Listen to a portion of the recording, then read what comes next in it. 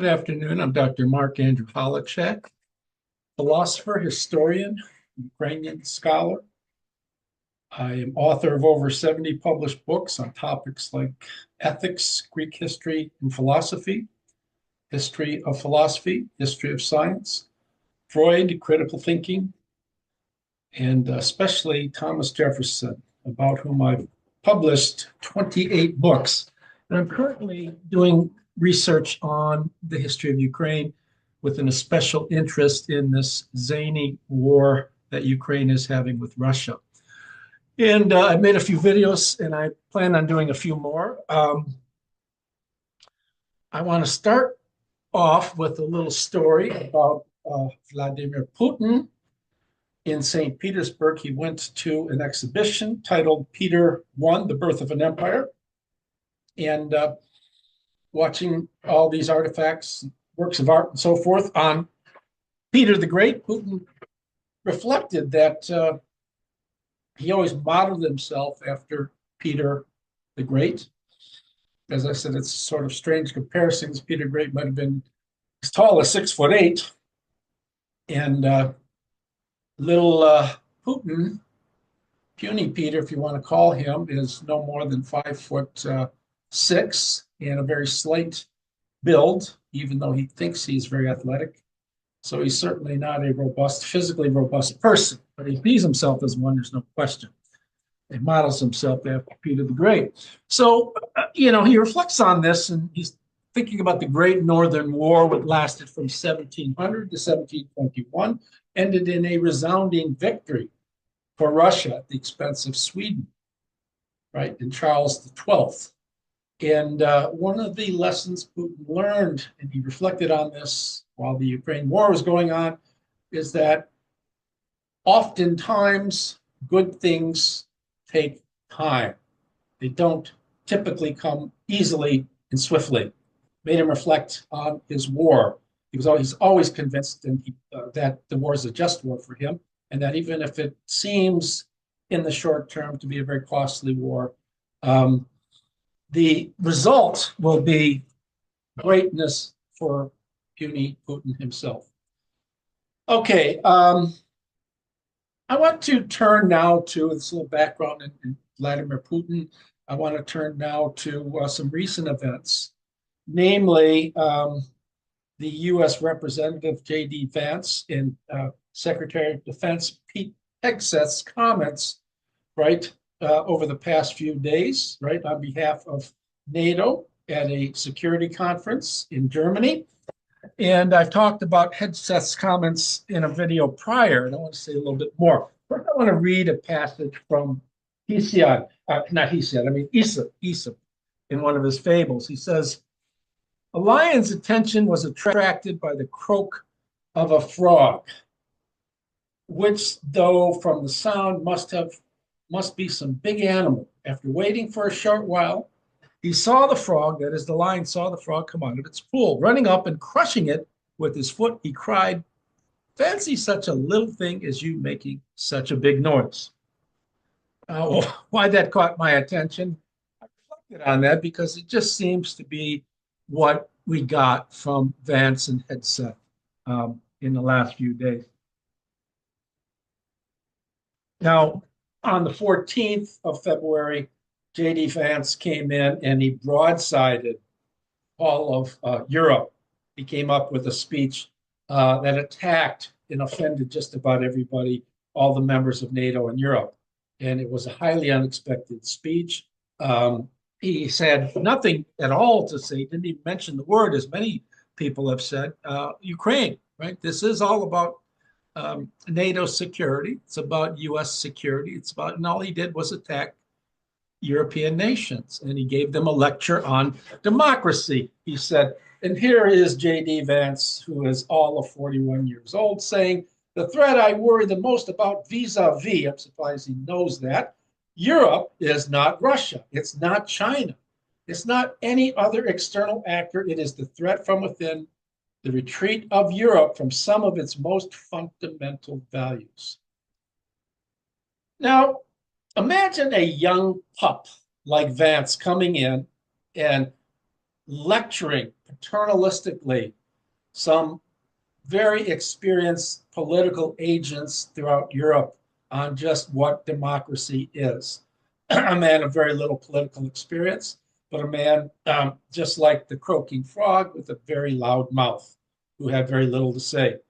Uh, this was a conference that's supposed to be addressing NATO unity and discussing the potential for a unified plan for dealing with Russian aggression.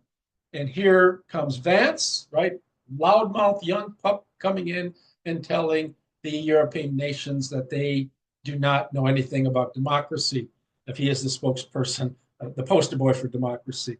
And we got that. So what the speech really was, it was in some measure aimed at Germany and Germany's refusal as a democracy to let in the alternative for Germany, the AfD party, from participating in German politics. This AfD party for Germany is a really radical right-wing party that is not even ashamed to note, some members at least, its affinities with the Nazis during World War II. It's a very radical right-wing party that some of whom embrace Nazism. Others have tried to overthrow the government and things like that. And it's a very radical group of people who embrace a dictatorship instead of free government.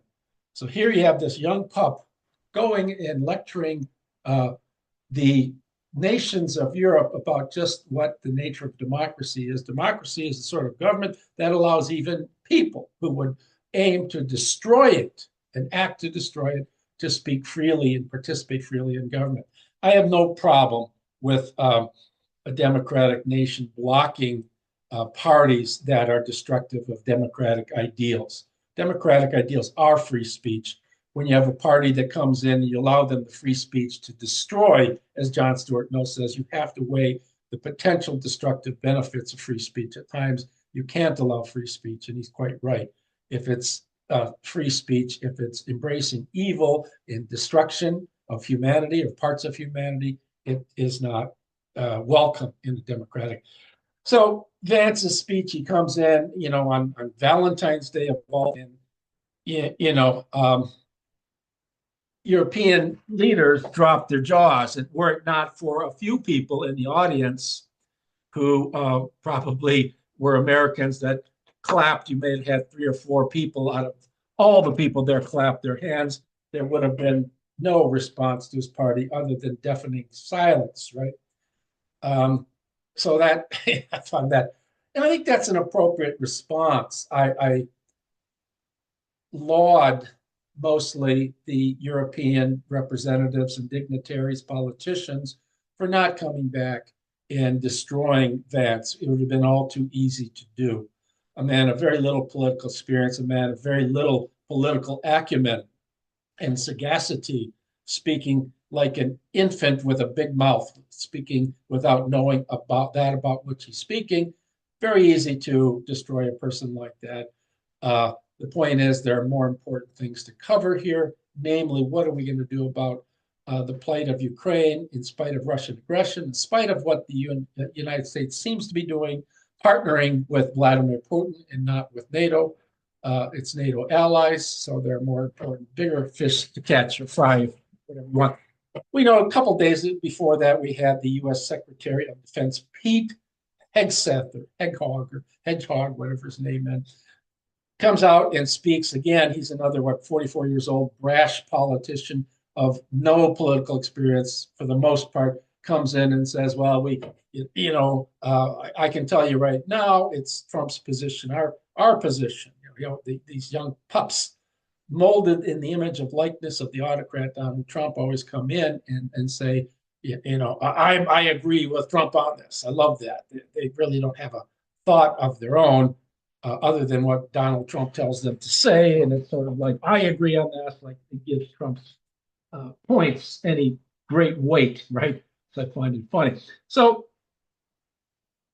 the United States, it didn't even say United States, Ukraine is not going to have membership in NATO. Number one. Number two, um, we can't do anything to give it its borders back, and we can't even guarantee its security. So what you have, what Hegseth said, is you have prior to any negotiations, as I said before, you have the United States conceding pretty much just what Putin wants. So it's like going into a negotiation procedure, and the person with whom I'm going to negotiate, I'm going to concede everything you want right before we even enter negotiations.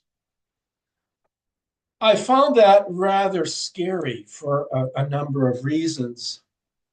One of which Trump had admitted to a lengthy hour and a half or so telephone conversation with Putin. What did they discuss? Well, that's a matter of national security.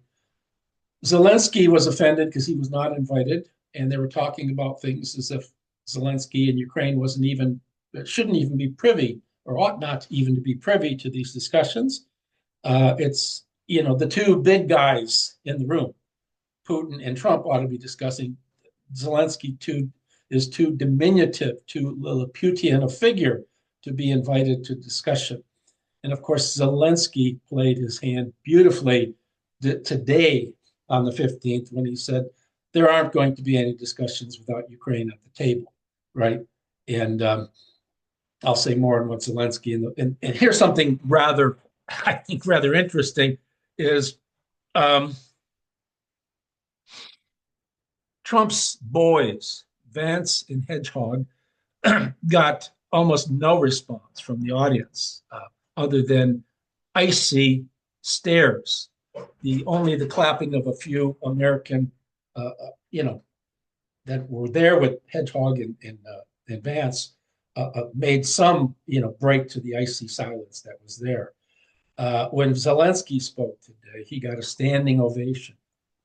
It made me think, what's Trump going to think of that? That his boys, cut in his own mold, came out there and gave the gospel of Donald Trump, and yet they received no applause. And then Zelensky comes up again, not a very large figure, but a person of I think, limitless courage, and a person for whom I have tremendous respect, came in and received a standing ovation and was embraced by all of the people there, except perhaps Trump's people. What did Trump think about that? I don't think anybody's discussed that that I know of on the internet yet. Trump could not be too happy with that this person, right? Remember when Trump wanted to run for president the first time, he asked Zelensky to dig up dirt on Joe Biden. And in effect, Zelensky refused to do that, right? It wasn't his position to do that. Trump probably is not too favorably disposed to Zelensky for that in the first place. Anyways, so just a thought out there. Now, let's look at the bargaining positions. I think the U.S. is the U.S., but I think Ukraine's in a fairly weak bargaining position at this point, namely because they're in a position of total dependency on Western support. They have the manpower, they have the willingness, they have the courage and endurance. Don't underestimate those last two, courage and endurance, right? They have will, they have a amor patria. They love their country and they're going to fight for their country. Not all of the soldiers are so eager to fight, many have deserted, but it's worse with the Russian army. So, you have a army in a nation that's depending almost wholly on Western support just for their survival. And were they given, with the plight of the Russian army today, enough weaponry, I think within a few months the war could be entirely over. Why do I say that? Because the Russian economy is so moribund. It's depleted.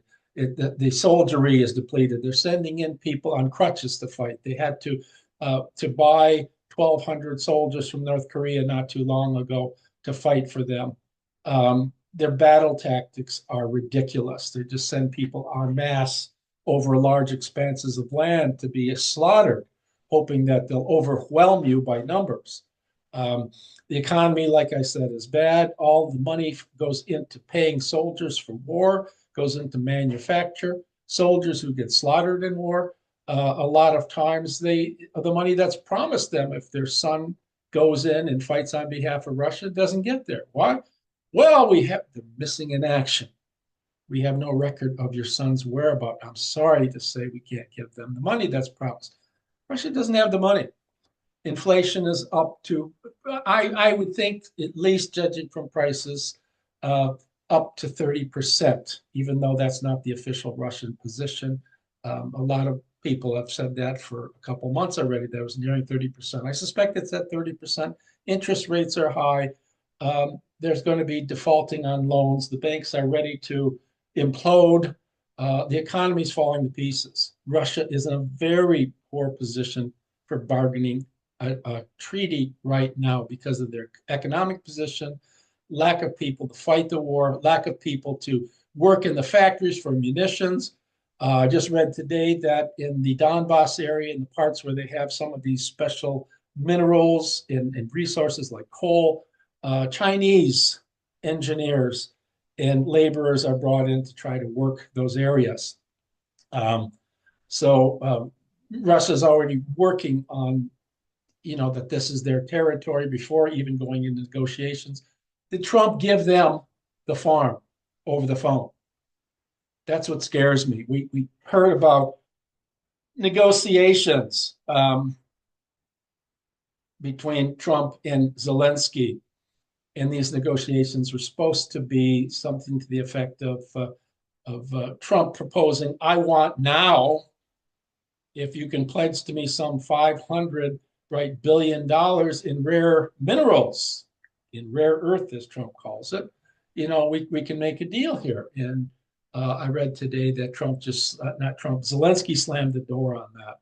He was offended. And the way Trump states it, in his typical, with his typical couth, I say that obviously jokingly, is that, well, we need to make a deal now. I need the resources now because you may be a part of Russia, you may not.